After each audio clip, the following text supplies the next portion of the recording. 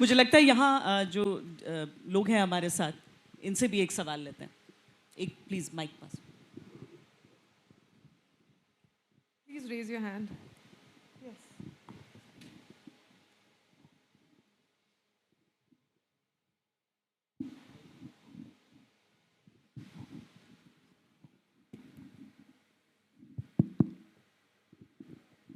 Good afternoon, ma'am.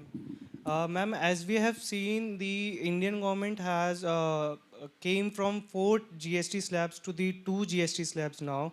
Is the Indian government trying to go on the 1 GST slab, which comes with one nation, 1 GST? Not now.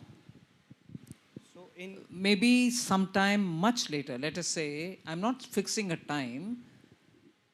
Once we achieve a level of development, see, why is there a need for more than one rate?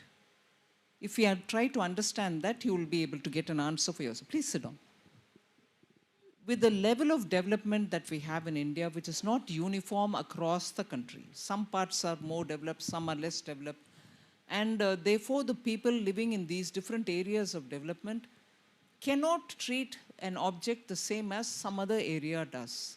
And in other words, developed area can afford to buy goods with a little higher tax.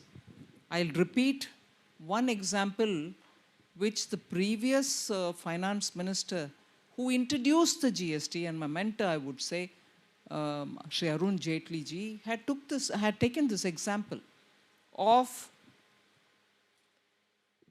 can a Benz car and a Hawaii chapel be treated the same way and have one tax?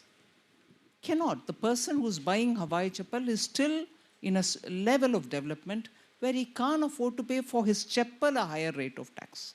Whereas a person who buys a Benz car, buying the Benz car, he'll be in a position to give a bit more.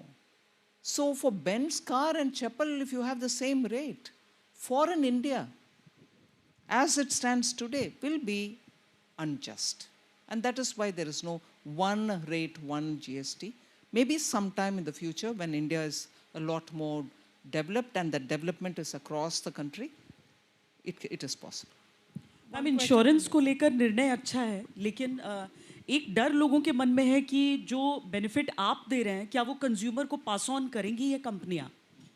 Genuine question है, genuine worry भी है, मगर मैं शुरुआत में ही कह दूं कि पब्लिक सेक्टर इंश्योरेंस कंपनी सब सामने होकर के बोले कि हम पास ऑन करेंगे, और प्राइवेट सेक्टर से हम बात भी कर रहे हैं कि जब एक इंश्योरेंस, अभी तो मार्केट ओपन है, पब्लिक सेक्टर के लिए कोई कुछ प्रिविलेज नहीं है, प्राइवेट सेक्टर का कोई यूनिक तकलीफ भी नहीं है. सो अगर दोनों मार्केट में ओपन कंपटीशन के तहत जाकर के इंश्योरेंस और जनता के बीच में लेके जा रहे हैं, पब्लिक सेक्टर जब कर रहा है आप भी करो, और वैसे भी करो क्योंकि टैक्स जनता के लिए है और कंपनी के लिए नहीं दिया गया. इंश्योरेंस के ऊपर, उनके प्रीमियम के ऊपर टैक्स ना हो, यही है इरादा. उसके खिलाफ अगर कंपनी कुछ करेंगे, हम जरूर उनसे बात करके उसको सही करेंगे. Okay, let's take one more question from that side. Yes. Namaste, respected Finance Mr. Madam. My question to you is, how will the government manage the expected revenue shortfall caused by lower GST collections, which is estimated right now more than 40,000 crores? Yes, you're right. You've been closely watching what has been said in the council. We did put that number before all the members of the council. We are roughly estimating it at 40,000 approximately.